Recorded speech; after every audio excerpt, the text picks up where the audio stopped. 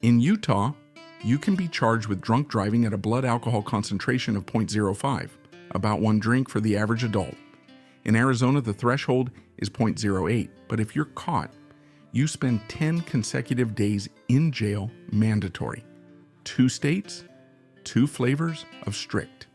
Today on State Coded, how 50 states set the line for drunk driving, the one state that listened to the science and the one state that punishes harder than anywhere else in America. 5 states with light first DUI penalties. Wisconsin's is technically civil, 33 with standard penalties, 10 with multi-day mandatory jail. 1, Arizona, with 10 days mandatory. And 1, Utah, with a lower BSC threshold. 5 tiers, 50 states. Last week we mapped the speeding ticket. Today we map the harder offense. There is no federal drunk driving statute for ordinary civilians. The .08 BAC limit became universal in 2004, not because Congress passed a law, but because the federal government threatened to withhold highway funds from non-compliant states. States all complied. Then in 2013, the National Transportation Safety Board recommended all 50 states drop to .05. 49 states ignored it.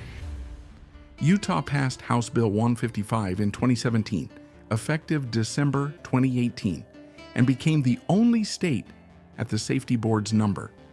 The Federal Motor Carrier Safety Administration enforces a separate .04 standard for commercial drivers, half the civilian limit, the real federal floor. Start at the bottom. 5 states treat the first DUI most leniently. Wisconsin, the only state in America where the first OE is a civil forfeiture, not a criminal misdemeanor.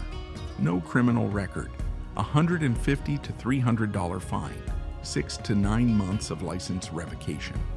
Different category of consequence. Pennsylvania has a 3-tier system. At a BAC between .08 and .099, the lowest tier, no mandatory jail, no license suspension, a $300 fine, 6 months probation. South Dakota has no mandatory jail, a $500 fine, up to 30 days possible but typically not imposed. Rhode Island runs to about $100 to $300. Vermont similar. These 5 states share a philosophy. First-time DUI is more like a costly civil mistake than a criminal one. The driver loses the license, pays the fine, completes alcohol education, but there's no jail, no criminal record. The line between civil and criminal is just lower in 5 states than the other 45. 33 states sit in the middle. The standard first DUI schedule, 24 to 48 hours of mandatory jail. License suspension 6 months to a year, fines $500 to $1,500. DUI school, probation. The states cluster around a remarkably similar pattern despite no federal coordination. California, New York, Massachusetts, Illinois, New Jersey, Maryland, Virginia, North Carolina, Georgia, Michigan, Hawaii, Idaho, Mississippi, Missouri, Nebraska, New Mexico, Wyoming, Montana, with its 24-hour mandatory jail.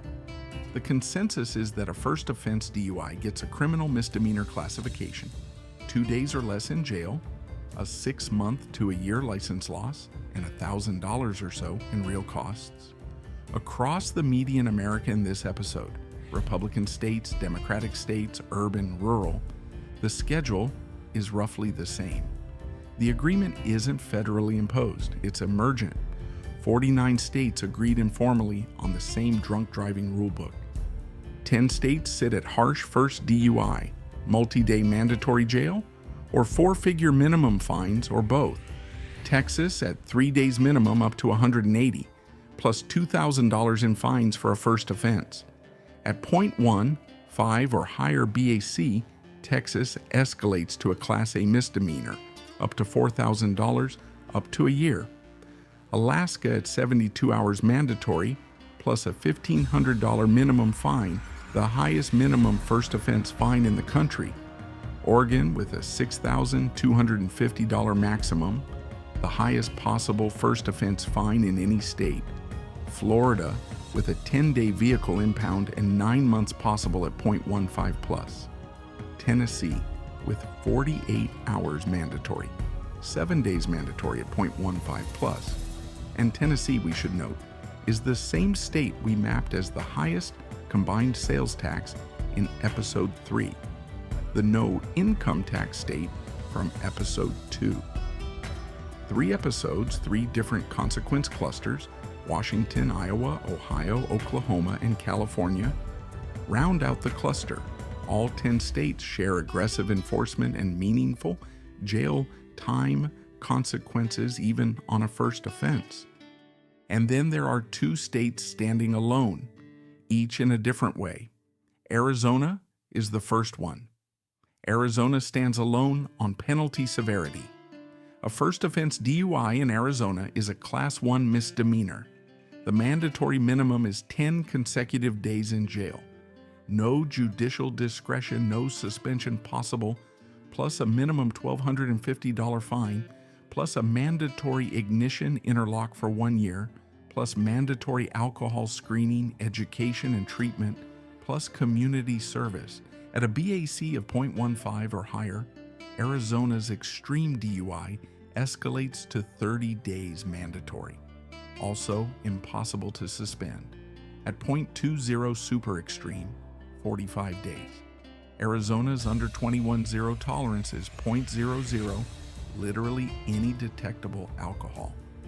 Arizona is the only state in America with a true 10-day mandatory minimum on a first offense ordinary DUI. The state has decided that the deterrence value of the certainty of jail outweighs almost every other consideration. The other 49 states give judges discretion. Arizona doesn't. Brief pause. This episode is sponsored by my private community. After 6 episodes of these state-by-state consequence maps, what the community gets that YouTube can't show is the layered analysis. How DUI mandatory minimums interact with judicial discretion, how implied consent laws shape the prosecution math, the criminology behind Utah's House Bill 155, success. Over 100,000 readers. Link in the description. Now, back to the walk. The second of the 2 single-state apex clusters, Utah. Utah, the other single-state apex. Utah stands alone on the per se BAC threshold. Utah lowered its limit from .08 to .05 in 2018 under House Bill 155, the only U.S. state in the country at this number. For a 180-pound man, the difference between .05 and .08 is roughly 1 drink, 1 12-ounce beer. The other 49 states had been at .08 since 2004, pushed there by federal highway funding incentives. The National Transportation Safety Board recommended in 2013 that all states drop to .05. Utah was the only state to actually do it. The result, measured by Colorado State University, the federal NHTSA, and Utah Highway Safety. From 2016 to 2019, Utah's fatal crash rate dropped 19.8%. The rest of the United States dropped 5.9% during the same period. Utah's alcohol-related fatality rate fell faster than its 6 contiguous states. 22% of Utah drinkers reported a behavior change, most commonly making sure they had a ride home. Utah moved its line by 0.03 of a percentage point. Drunk driving deaths fell by 1/5. A few wrinkles. The Federal Motor Carrier Safety Administration enforces a separate .04 BAC standard for commercial drivers under 49 CFR 38351. Half the civilian limit, the true federal floor on alcohol impairment in America. A conviction at .04 or higher in a commercial vehicle is a mandatory 1-year CDL disqualification. A second offense, or a DUI during a hazmat haul, lifetime CDL ban. Under 21 drivers face zero tolerance laws in every state, but what zero tolerance means varies. Arizona, Oklahoma, Minnesota, North Carolina, Oregon, Maine, Illinois, and Alaska set the under 21 limit at 0.00. Any detectable alcohol triggers an under 21 DUI. California and New Jersey at 0.01, most other states at 0.02. One beer for a teenage driver in Arizona is a DUI. The same beer for the same teenager in Mississippi is below the threshold and implied consent. Every state's vehicle code treats driving as implied consent to chemical testing. Refusing the breathalyzer means an automatic administrative license suspension, separate from the criminal DUI charge. Texas, 6 months. Michigan, 1 year. Virginia, 1 year with no restricted privileges. The refusal isn't free. Last week we mapped the speeding ticket. This week the harder offense. Same federalism, same map. 49 states at the same BAC, one state lower.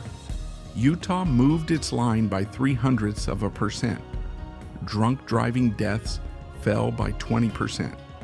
The other 49 kept the higher number. There is no American drunk driving limit. There are 50.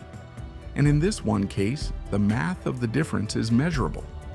Next week, the 18 states that require motorcycle helmets for every rider, the 3 states that require nothing at all, and the brief 1970s experiment where federal law tried to mandate them nationally before being repealed by a single Reagan-era act. Subscribe so the algorithm doesn't bury us.